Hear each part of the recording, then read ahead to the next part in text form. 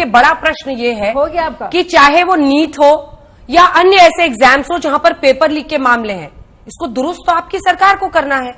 ये मुद्दे विपक्ष को उन कमियों की वजह से मिल रहे हैं ना, अब उसको तो आप ही को गैप को फिल करना है, चाहे मणिपुर का मुद्दा हो, चाहे नीट हो, चाहे पेपर लीक हो। शाहजेद आपसे हंगामा करना चाहते हैं। और कल जो प्रदर्शन रहा है, सबसे पहले तो मैं कहूंगी कि राहुल गांधी जी ने जिस तरह से बोला है वाकई में बहुत अफसोसनाक था उनके लिए। देखिए आप निरादर है, अब आपके मन में सम्मान नहीं करना चाहते, अनादर दिखा रहे हैं आप अध्यक्ष को, प्रधानमंत्री का मजाक उड़ा रहे हैं, लेकिन सांसदीय जो प्रणाली है जो कार्य 146। नमस्कार साथियों, मैं आपका दोस्त अशफाक अहमद और आप देख रहे हैं देशभक्त चैनल। जो विपक्ष होता है उसका क्या काम होता है एक लोकतंत्र में? विपक्ष का काम होता है कि मजबूती से जनता के मुद्दे उठाना, क्योंकि अगर विपक्ष जनता के मुद्दे नहीं उठाता है तो विपक्ष का नुकसान है, क्योंकि जनता जो है उसको समाधान चाहिए होता है। सरकार जो आती है तो उसका काम एक्चुअली होता है कि जनता के समस्याओं का समाधान करे, आगे का फ्यूचर प्लानिंग करे, जिससे सबका तरक्की हो। तो अगर सरकार फेल होती है इन सब कामों में तो जनता के मुद्दे जो है वो धरे के धरे रह जाते हैं। तो विपक्ष का काम है कि जनता के मुद्दे उठाए, क्योंकि अगर वो विपक्ष जो है अगर अपना काम ना करे, उनका काम जो है जनता के मुद्दे उठाना, सरकार को घेरना। अगर विपक्ष ये काम ना करे तो विपक्ष का नुकसान है। जनता देखेगी कि अरे विपक्ष तो कुछ करता ही नहीं है, हमारे बारे में सोचता ही नहीं है, सरकार तो नहीं सोचती है, विपक्ष भी वैसे ही को वैसे ही है। तो हम अगली बार अगर चुनना होगा सरकार तो किसको चुनेंगे? क्योंकि सरकार भी निकम्मी, विपक्ष भी निकम्मी। इसीलिए विपक्ष को जनता के मुद्दे उठाना बहुत जरूरी है, सरकार को घेरना बहुत जरूरी है। अगर ये काम विपक्ष ना करे तो विपक्ष फेल है, जनता उसको कभी पास नहीं करेगी। तो मोदी जी का जो 10 साल का हिसाब किताब, लेखा जोखा है, तो वो क्या दिखाता है कि मोदी जी तो बहुत बुरी तरह फेल हुए, जनता का विश्वास नहीं जीत पाए। जो भरोसा मोदी जी ने दिलाया था 2014 में कि नौकरियां ही नौकरियां होंगी, काला धन पूरा आ जाएगा, जो खाने वाले लोग हैं उनको मैं जेल में बंद कर दूंगा, और देश जो है जो 60-70 साल कांग्रेस लूटी है तो देश को आबाद कर दूंगा, हर आदमी आबाद हो जाएगा, यही सब कह के आए थे ना 2014 मोदी जी। लेकिन क्या हुआ 10 साल में? पूरा चौपट कर दिया मोदी जी ने, अंधेर नगरी बना दिया। जो लोग अच्छा खासा कमा रहे थे उनकी हालत खराब कर दी, उनकी जो आय है वो घट गई। देश में सिर्फ 3% लोगों की आय बढ़ी, तो मतलब मोदी जो है वो सिर्फ 3% लोगों के लिए काम कर रहे हैं। और ओवरऑल देखा जाए तो इकोनॉमी जो है तो वो नीचे चलती गई। जब नोटबंदी मोदी जी ने किया तो मनमोहन सिंह ने कहा था कि ये दुनिया का सबसे बड़ा लूट है और इकोनॉमी 2% गिर जाएगी, और फिर वही हुआ कि जहां जो ग्रोथ रेट 8% चलती थी यूपीए के जमाने से आके, और जब मोदी जी जब आए थे तो वही चल रहा था। और जैसे ही नोटबंदी हुआ तो धड़ाम से गिर गया, तब 6% के भी नीचे आ गया। उसके बाद मोदी जीएसटी लाए, गब्बर सिंह टैक्स, तो उसके बाद में फिर वैसी हालत खराब हो गई और डूब गया देश। तो नौकरियां सब खत्म हो गई, बहुत सारी जो लघु उद्योगों में थी करोड़ों की तादाद, और लघु उद्योग खुद बंद हो गए और लोग सड़कों पे आ गए, उनकी मादी हालत खराब हो गई।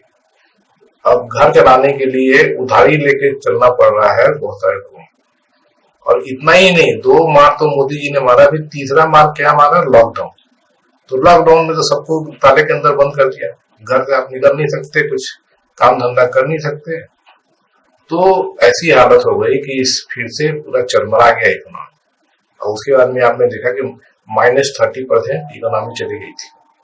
और जो मार मोदी जी ने 3 बड़े बड़े मार मारे, तो 10 साल में इकोनॉमी जो है वो 2014 में जो थी इकोनॉमी उससे ऊपर नहीं बढ़ी है।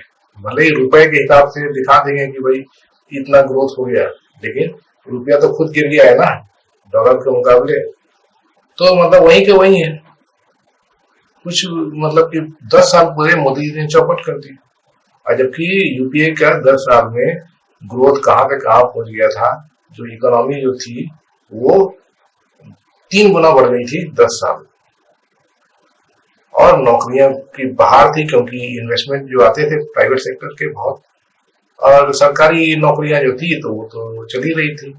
उसके बाद में डॉक्टर मनमोहन सिंह ने भी नए पब्लिक सेक्टर खोले कुछ, उसमें भी नौकरियां और निकली।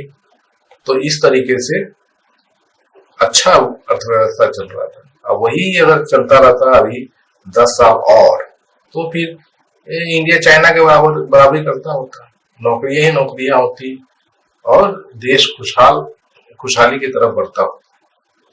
आज के डेट में क्या हालत हो गया है कि मोदी जी ने जो मार मारा, तो रिपोर्ट आता है कि 80% युवा वो बेरोजगार है।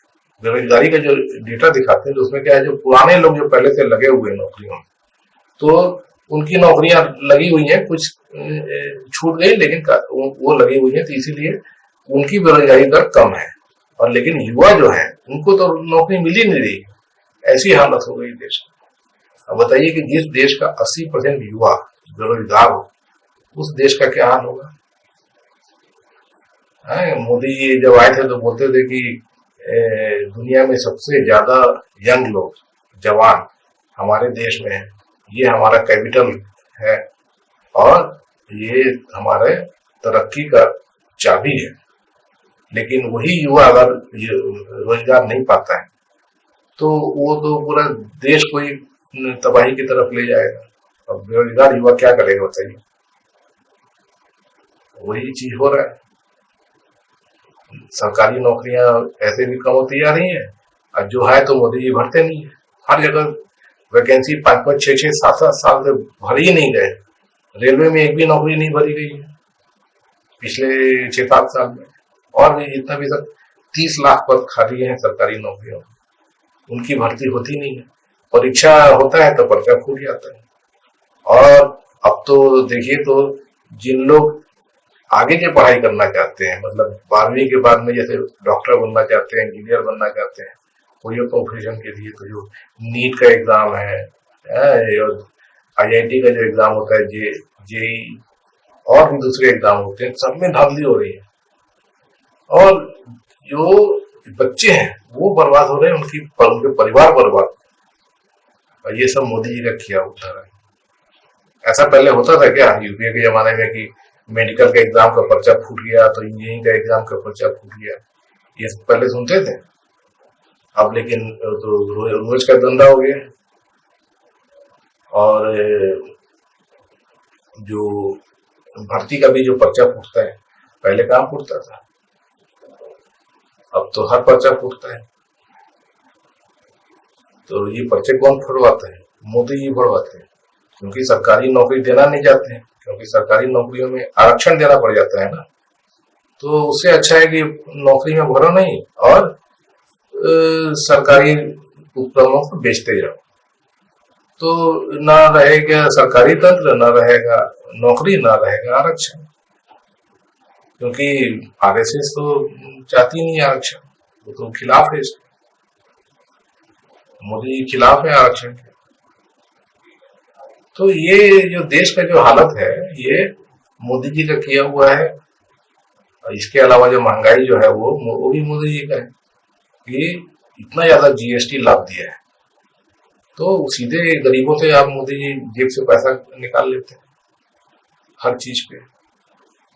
और उसके अलावा जो पेट्रोल, डीजल, गैस देखते हैं, तो मोदी जी इतना महंगा करती है। गैस पे सब्सिडी जो मिलता था पहले यूपीए के जमाने में, सबको मिलता था, तो वो बंद कर दिया मोदी जी। अब कहाँ सब्सिडी मिलती है? सब्सिडी के नाम पे 100-150 रुपया ज्यादा मिलता है। लेकिन तो इसकी वजह से जो सिलेंडर है, जो 450 रुपये यूपीए के जमाने में था सब्सिडी के बाद, तो अब 1200 रुपया, 1100 रुपये का मिलता है ना। तो मोदी जी का हिसाब किताब ये है, तो विपक्ष तो उठाएगा ना सवाल, क्यों नहीं उठाएगा।